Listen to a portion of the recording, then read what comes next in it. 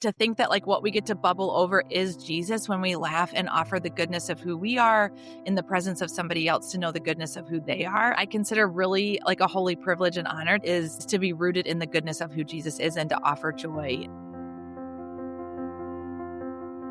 Welcome to Permission Slips, a space for you to practice paying attention to your life with self-compassion and kindness so you can experience the wholeness, purpose, and joy you were made for. I'm Jillian DeBritz, a life and leadership coach and a recovering perfectionist, learning alongside you how to give myself permission to be human. I am so glad that you are here with me today for this conversation with my friend, Kelsey Jenney. Kelsey, thank you for coming. This is so sweet. Oh my gosh, I'm so excited. I wish people could see you.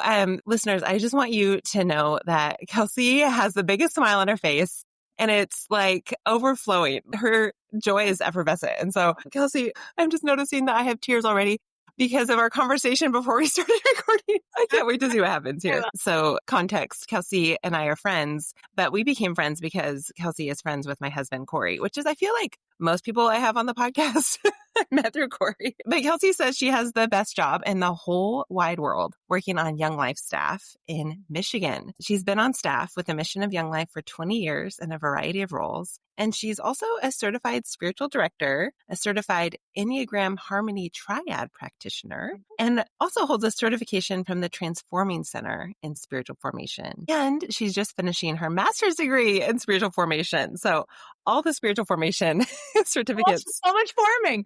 You are ready to be formed and help form us. But outside of Young Life, in order to really know Kelsey, you need to know about her doggies. Girl. She has a deep love for all things animals, especially her SnuggleBears, Moose, Messy, and Molly, her newest dog. Yes. Little puppers. Oh my gosh, those puppers. And I will just say one of my favorite things about Kelsey and her relationship with her puppy babies is Kelsey every year does a photo shoot. Yes. True or false? Yes. That is very true. Yes.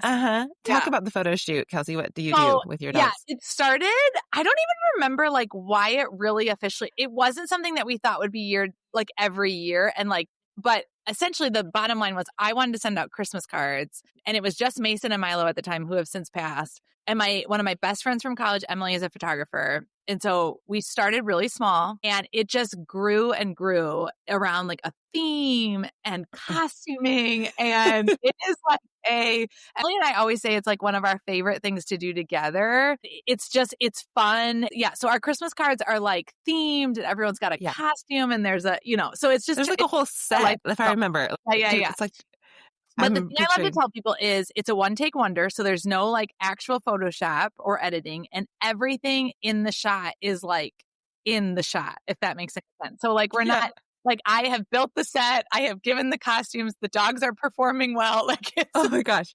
Can you give some examples of like what you have done in certain? The most famous, I think by far is famous, like as if it's like, but the one. Oh, it's a big deal.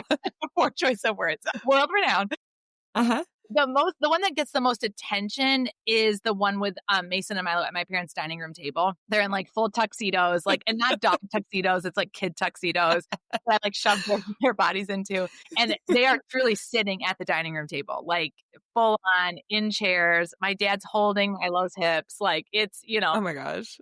So that one gets a lot when I plugged myself into the wall as a Christmas tree and their presents. And then Santa Claus Moose played Santa Claus one year and that gets a lot. So I built him legs, which is like really hard. It was really tricky to do, but yeah, it was hard to build legs for your dog. That's very not surprising.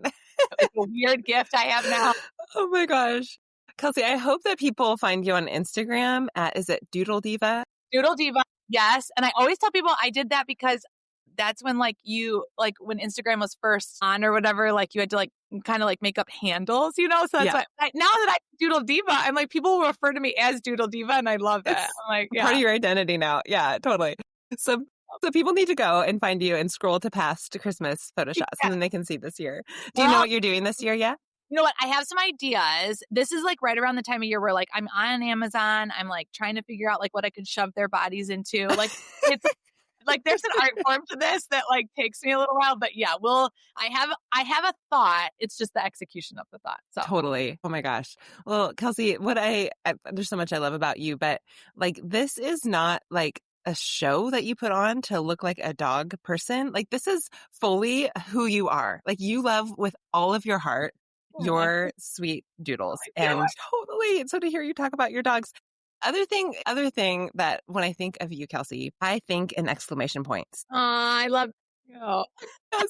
Corey told me when we first started communicating over email, I think it was maybe last year, you came to a women's retreat I was helping plan and did a great job speaking. And he was like, just so you know, when you communicate with Kelsey in writing, 3 exclamation marks is like a period. If you just like, that's a normal sentence. And then more than that, you're going to get increasing levels of enthusiasm. It was, I met this woman that I had been communicating with. I was doing this thing in New York City, had not ever met her before.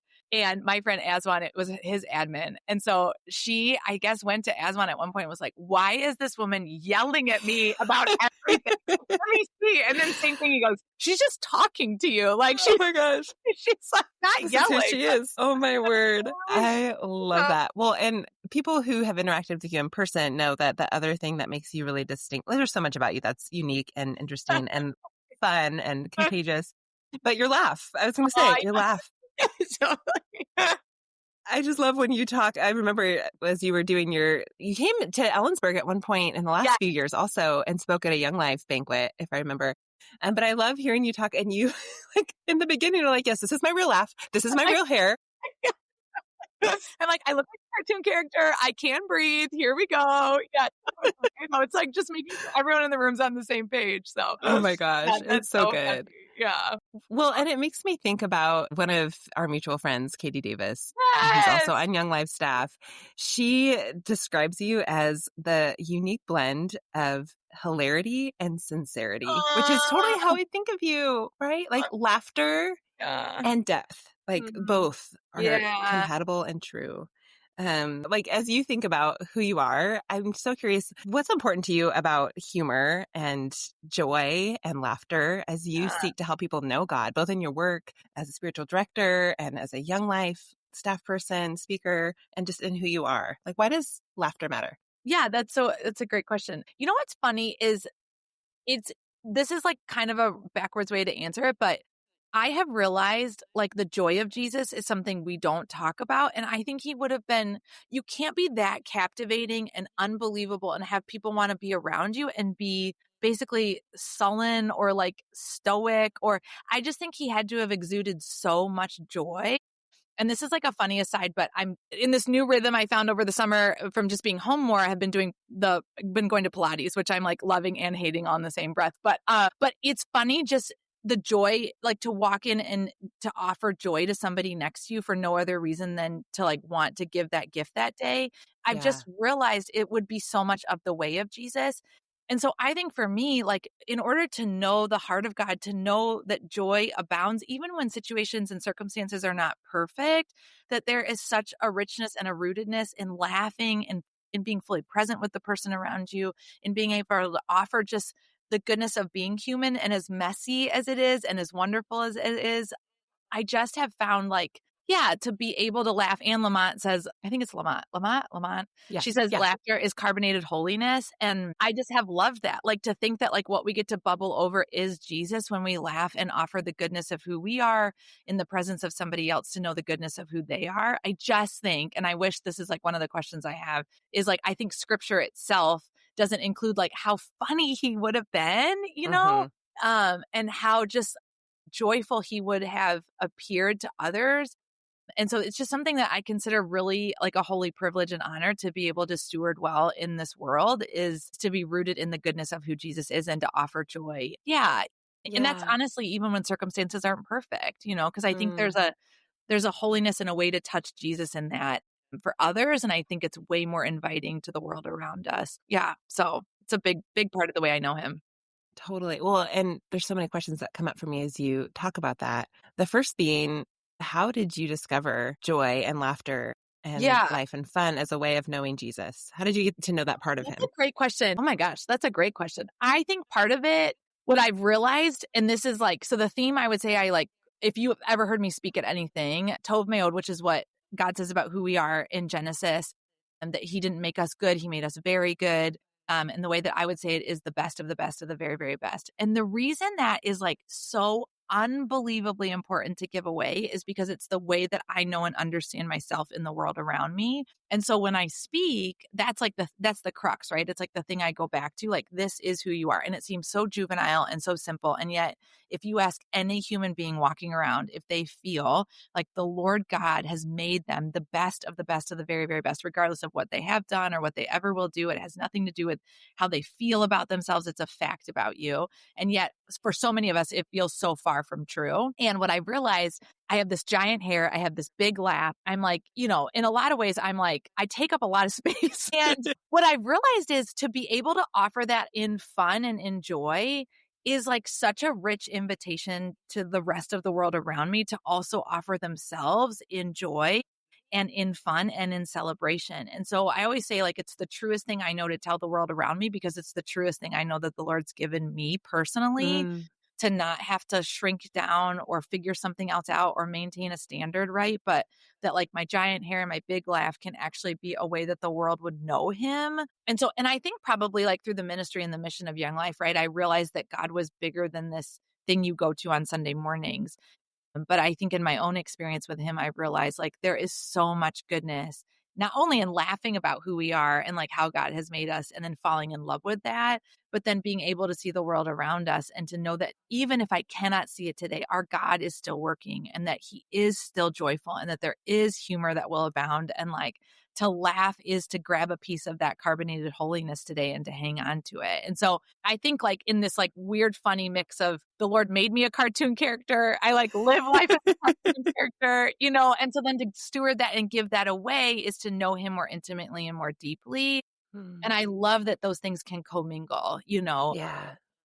Yeah, that it is a serious thing of faith, and it also is a joyful thing called faith. And so Yeah. I think those two things together help me live a richer and fuller life alongside of the Lord. So, yeah. Oh, that's so good, Kelsey. And I think you're right that so many of us who follow Jesus or have been in a posture of pursuing faith, growing in faith for a number of years, so many of us have lost the truth that this is good. Like, this journey is good. Yeah. And there's joy.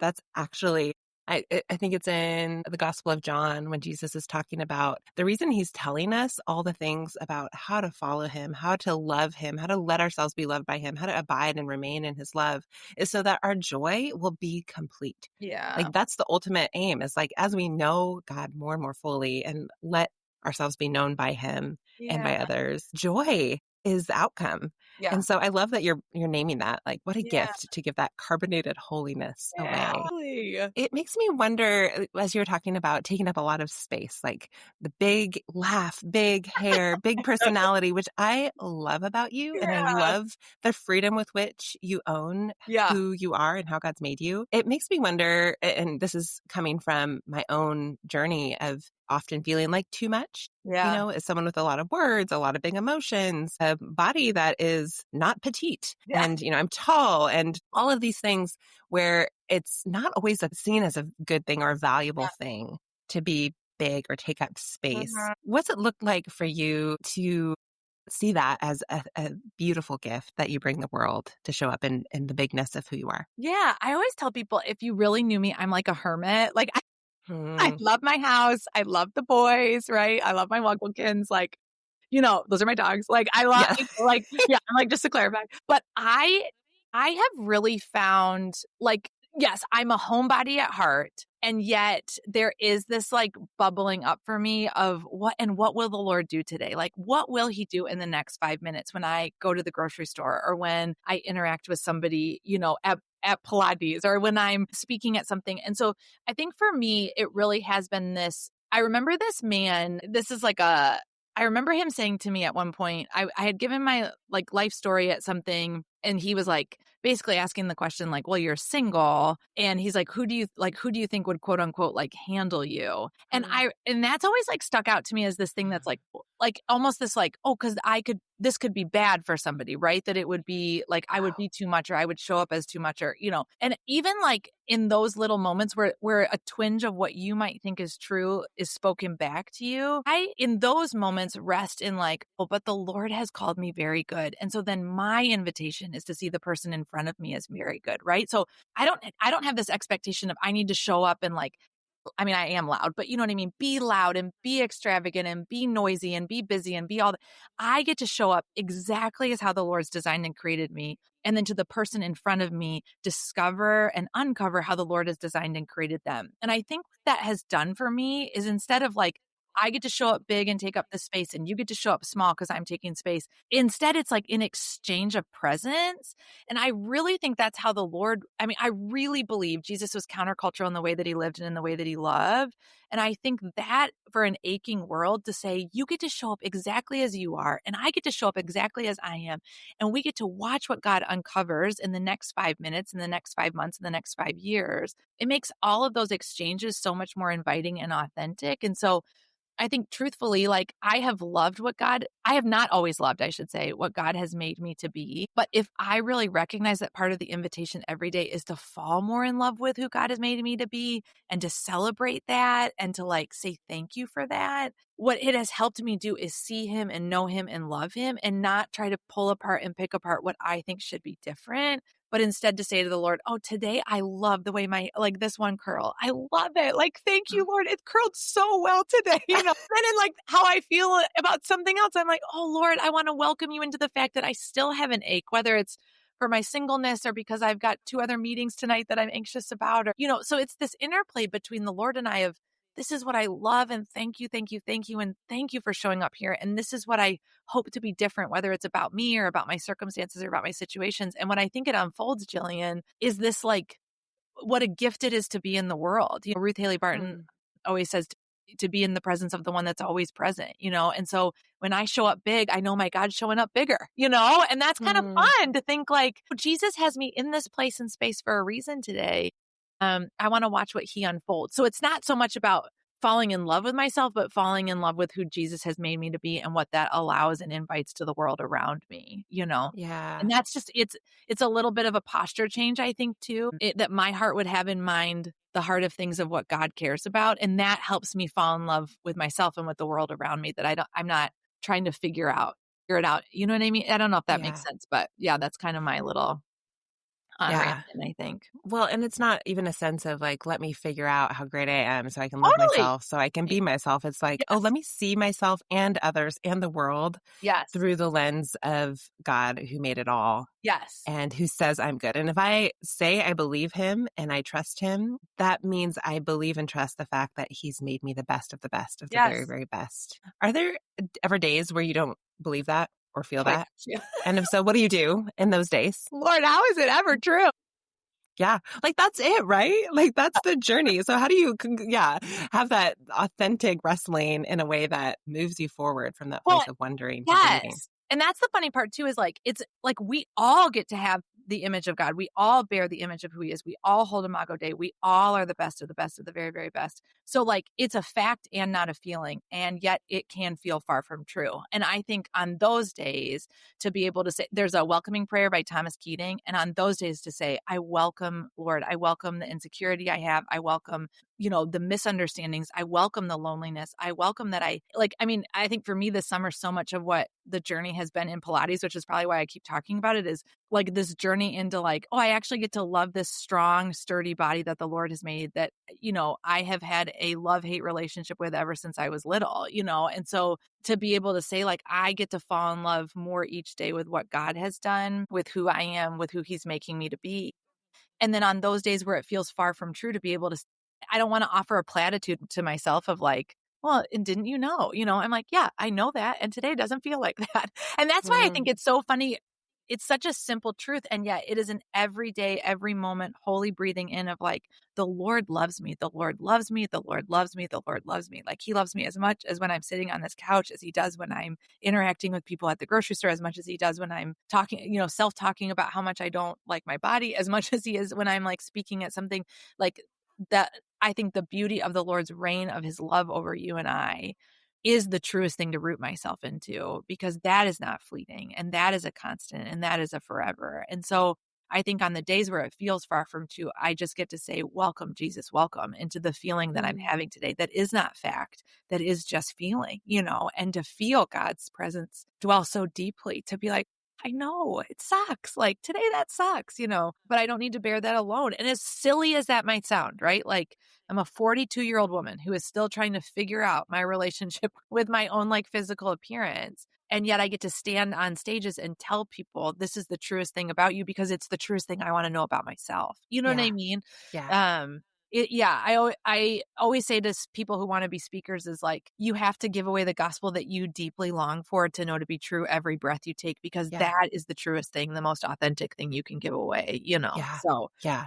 Not what you know to be true in your mind, what you want to intellectually assent to, but yeah, what you are experiencing and receiving for yourself every yes, day. yeah, Yeah. It's interesting. I was thinking about that sense of being loved by God and how simple and difficult it is yeah. to believe that and return to that. And just before, as we were starting to record, the doggies needed some attention and I they needed needed some some care. time. So we took a break and you took your dogs on a walk, which gave me Yeah, permission to take my dog on a walk. And then I came back and we still had a few minutes. And I'm like, Lord, I am exhausted. yeah, And I just need to know that it's okay for me to be exhausted. It's yeah, okay for me to feel depleted and to know that I actually feel like I have nothing to offer today yeah. or this week. Mm, And so I sat in my living room and I have this app called the Centering Prayer app.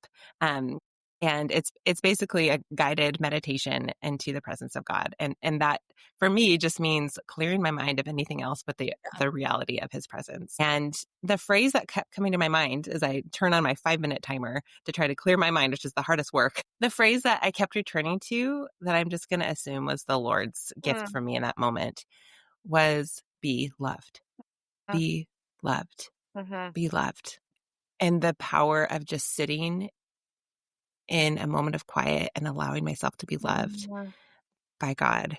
I mean, that was what I needed. And I was so aware, even on my walk, of how much I feel this need to be pouring out constantly. And there's a lot of good reasons for that. Like there's a lot of things that I'm doing right now that are a lot of output, right?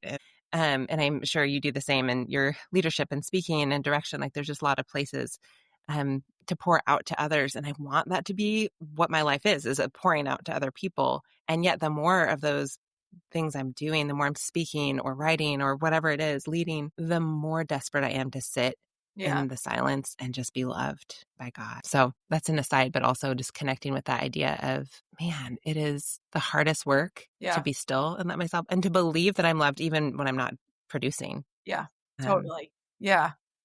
you took a break this summer, a sabbatical, a rest. What was it like for you to step away from your work of ministry and rest? I loved it. Hmm. So, like, for people that don't know, like for Young Life staff people, you go on these like assignments, which are like 3 weeks, 4 weeks.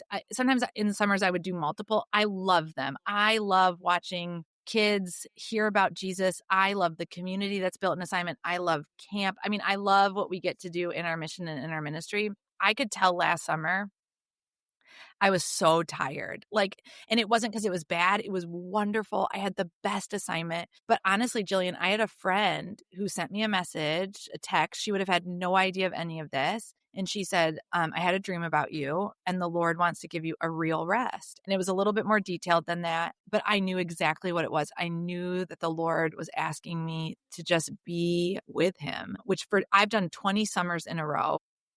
Wow. Yeah, I've never had a summer off. And keep it, I never wanted a summer off. Like that's not to like, pat myself on the back. I just genuinely have loved every ounce of them. But I could tell last summer I just kept saying I'm just tired. Like I just was tired and realized that. Got the text from my friend, actually her name is Jillian, and I just knew what the Lord was saying. And so I this summer I just I think for the first time in my life like separated and like worked through with the Lord on what it is to just be a person, like the beauty of personhood versus position, or profession. I think for as much as I long to be loved by Jesus, realized I really sometimes, and I think this is still true today, think the best thing about me is what I can give away to somebody. It's the reason that people like me or want me to come to their stuff, or whatever, all of those little tiny lies that like kind of intertwine to become these tiny truths that we can pull or pick apart. And one of the quotes I love is Kurt Thompson says, every newborn comes into the world looking for someone looking for him or her. Like we all do want to be seen and known and loved. And that's not a bad thing. It's true about each one of us as being humans. And what I realized this summer, I think in the sweetness and the simplicity of what I got to live, was the Lord being like, I see you. Like I see you in the simple and the mundane and the ordinary. It led me to getting a third dog, which I've never said yes to in a million years. Like I have just soaked in the richness of what it is to call home my actual home. And that to me has felt like such a privilege and an honor. And like, I keep mentioning Pilates, which is kind of funny, but like to be in the studio, I try to go 5 days a week. The reason I try to do that is because the membership is so dang expensive. Like it has to make sense Totally. financially. These classes have to be $10 and you have to go 5 days a week to make them $10. But totally to like sit next to women and to giggle and like, yeah, I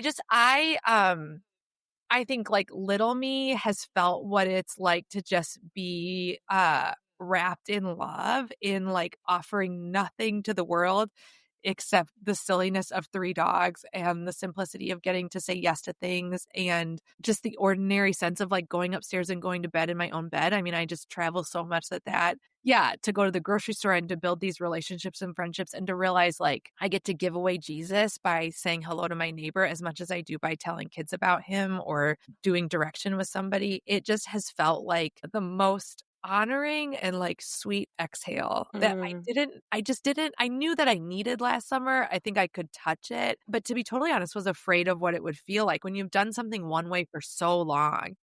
Yeah. All those little like people will forget and nobody will invite you to stuff, or I mean, it's all those like little lies of you've got to keep up. And yeah, I gardened a lot, I did Pilates a lot, I drank a ton of coffee. And I think I just realized, like, again, it's like such a simple, like the Lord really loves the little life that he's given me and really loves to live that little life with me, and it's a little life. It's a little silly life, that I just found joy over and over and over again. So yeah, it's just been so wonderful. The presence of God, just feeling wrapped in that this summer on this couch and with these dogs. So say that it's marked me is probably a little too trite, I think, for what it like really has been for me. And I think I'm still kind of unpacking that as my like season starts to unfold now. But I can usually tell like when God's doing something, it's like these little tears that just fall like one by one. And this is another Ruthism, but Ruth always says our tears are our soul's way of expressing itself before we have language. And so I like always pay attention when it just feels like effortless. Because I just know that God's like, yeah, I was up to something, Yeah. I love that. Ruth Healy Barton says that, right? Yeah. Our the truth, tears. our soul's way. Yeah. Yeah. Well, that was my question that was bubbling up as I was watching. People that are just listening can't see the tenderness of your face and the tears that are streaming down your cheeks. And my question was, where are the tears coming from for you right now, even in this moment? Yeah, I think I've just fallen in love with like God who just like wants to nestle up to us. Like I think I love that God is big and he's can do more than we ask or imagine and nothing's impossible. All those verses we like, can pick through, but I think I've like reestablished in my heart and maybe in my mind that our God is the God of Mark 1 who like just holds us and helps us and comes to find us. And I think the sweetest thing that like my God, your God, our God, like all he really wants is to hold us and to help us. It's like so personal as much as it is so kind, like there's a kindness in that between our God and us. And I think I love that our God is deeply personal that way, that he really does want to hold us and help us, that's like the truest thing he wants is to nestle up on the couch with us and just be like, what are we doing today, girl? How's it going to be for you and I today? And that's to me, it's like reestablishing like, that he loves us when and cozies up to us in a way that I think, my soul longed for, so. Yeah. apart from anything you do, apart from what Yes. productive work you do in the world or the Yes. purpose you're fulfilling. And that's, I mean, hearing you say that is just such a deep longing of my heart, Yeah. too. And that work, that constant work of choosing to remember Yeah. that it's who we are, that Jesus loves, not what we do for him, that earns his affection. Yeah. And man, how much do I need to practice that in my real life with real people, too? Yes. I think about how our dogs are such a beautiful way of experiencing that. Or like with kids, I don't love my kids because of how much they appreciate me or Right. how much they do for me, how much they help around the house. I love them just Yeah. because I'm delighted in who they Yeah. are. But man, Kelsey, it's such hard work it's hard work for me. Maybe it's not hard work for everyone. It's hard work for me to remain in that posture of believing Mm, that who I am is worthy of love mhm, by God and by others without doing a thing. mhm. And I'm wondering for anyone else that struggles with that, like, how have you, or what would you say to people who are like, yeah, I want to know the God who wants to nestle up on the couch with me and Mhm. hold me and help me? Like, what would you say to someone who wants to know God like that, but doesn't experience him in that way yet? Yeah. I think honestly, and this sounds so silly, and I say it when I do spiritual direction with people all the time, like, when you're on the couch, you get to say to him, like, "Do you like this show?" We're talking about an active living relationship with the God of the universe. Like when coffee, I'm like, Lord, Hmm. thank you so like it is not this monumental, I have to sit down for 30 minutes and like tell you everything. If he is truly in and wound and woven into the fiber of who we are, into the very being that he has breathed, like the way I say it is wad into existence, like, whoa, there you are. It's so he wants to know, like right now, Messy, my dog's next to me. I'm like, Lord, thank you for Messy. Like he was an unexpected gift. I love him. Like it's just, I want to, and I keep saying Ruth a lot too on this, but like, to be present to the one that's always present does not mean that I need to sit down and do a 30-minute quiet time. I mean, I Hmm. can, and I'm invited to do that, but the way I try to start my day is I lay face down and I just ask the Lord, would every fiber of my being be attuned and attached to every fiber of what you're offering me today?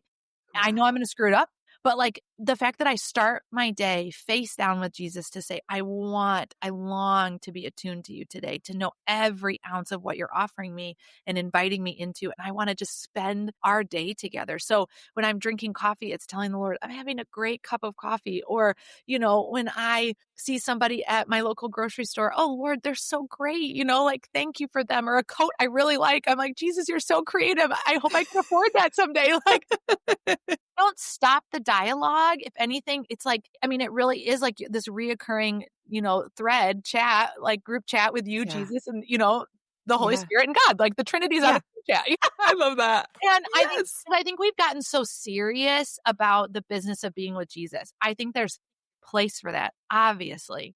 But I think what our God delights in, and if you think about him with the disciples, it's the sweet and the ordinary and the simple. Like, we're going to walk together and we're going to talk together and we're going to eat together and we're going to laugh together. And in those moments to bring myself back to like, oh Lord, this is so good. And I am so grateful. And you are here, to be present, Mm. the one that's always present is to tune my heart back to him. And whether it's to say thank you or to breathe that I need you or to just offer myself an ounce of compassion in a moment that's difficult, I just want for every fiber of my being to be attached to him in the world. And truly, Jillian, I mean, part of that is because everything else is pulling for my attention, right? And Right. I say this to kids all the time and to adults, like everything in the world will fail me, fool me, and forget me, but it becomes the loudest voice. And I don't think it's not lost on me, I should say, that in Genesis, the first question that God asks human beings is, where are you? Like, where are you physically, emotionally, spiritually? Like, even to drive and have that conversation with the Lord, or who are you listening to? Like, what voices are informing your world? Is it your own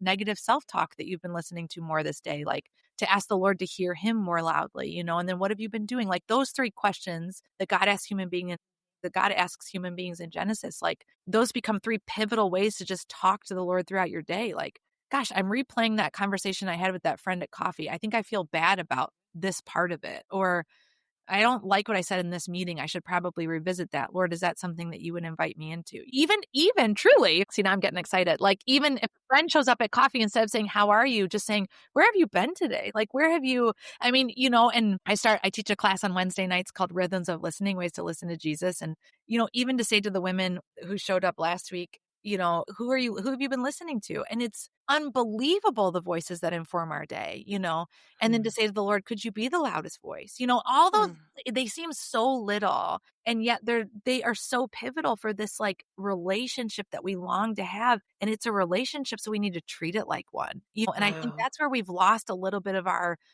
accessibility, and his attentiveness to us, right? If he lives and breathes in me closer than my very breath, I better be talking to him. Why wouldn't Yeah. I be? Yeah. Yeah. So Oh, that's so beautiful, Kelsey, that awareness, that attunement to pay attention to his presence with us and for us every moment of every day. And that's such hard work. Like you said, there's so much pulling for our attention.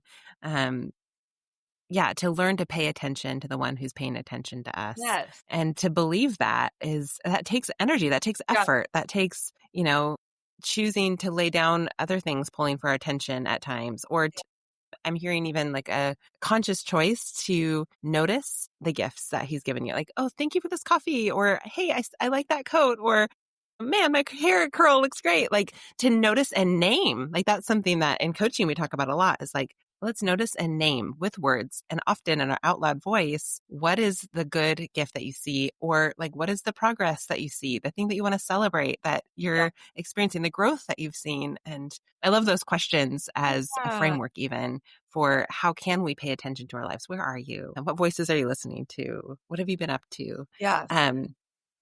That's so powerful. Thank you. Yeah, and I just think the way of Jesus is presence. I mean, that's why I love Mhm. like today, Molly had his puppy class, and she said dogs are present in the moment. Yes. I do think our God was that he wasn't concerned about, I mean, I just think all of the things that flood our minds and our hearts and try to gain our attention. It's like we have the attention of the one who made the world and made our own Mm, our very hearts. Like, why would we not, want to return to him 10,000 times over every day to say yeah. thank you and to gently notice where we need grace and to, and I think honestly, Jillian, it makes us people who then give other people permission just to be fully present where they are as well, Yeah.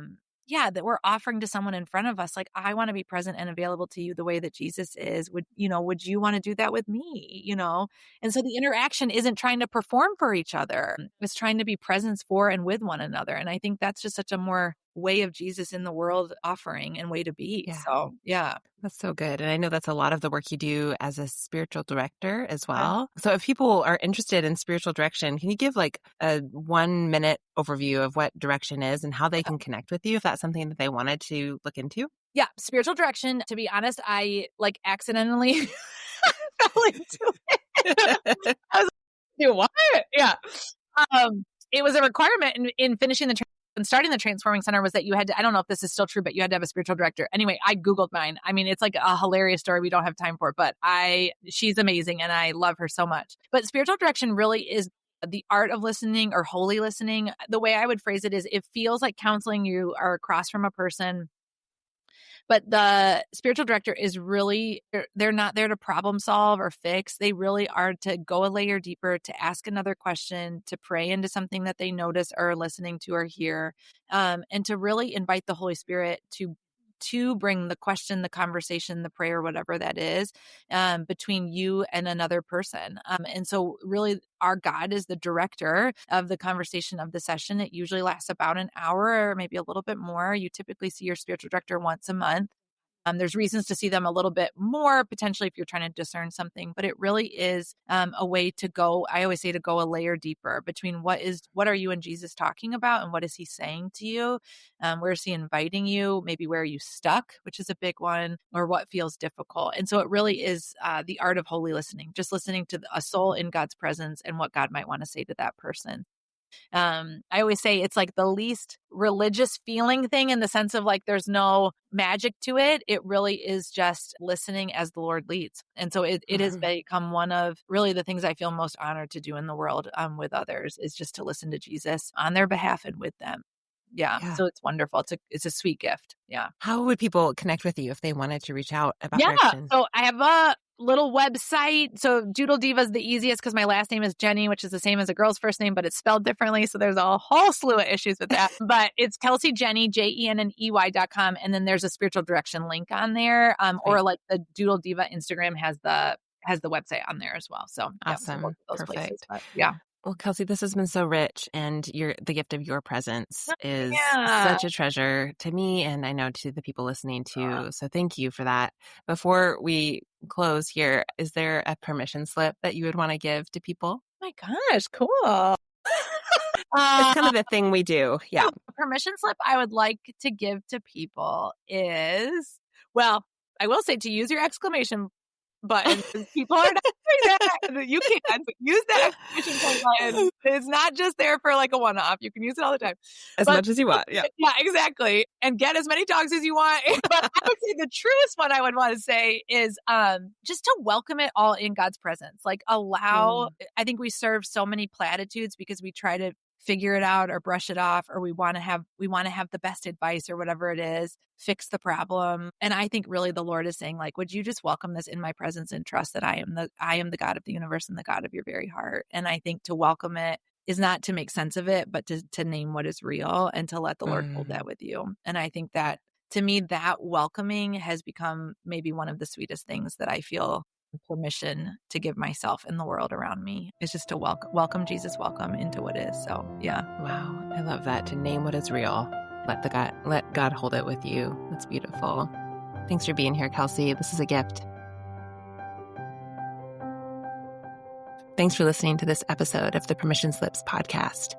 I hope this conversation will give you permission to pay attention to the presence of God in your everyday moments, and to know the one who is paying attention to you, and to believe that you are the best of the very, very best. Remember, your life matters, and so does your joy, more than you know.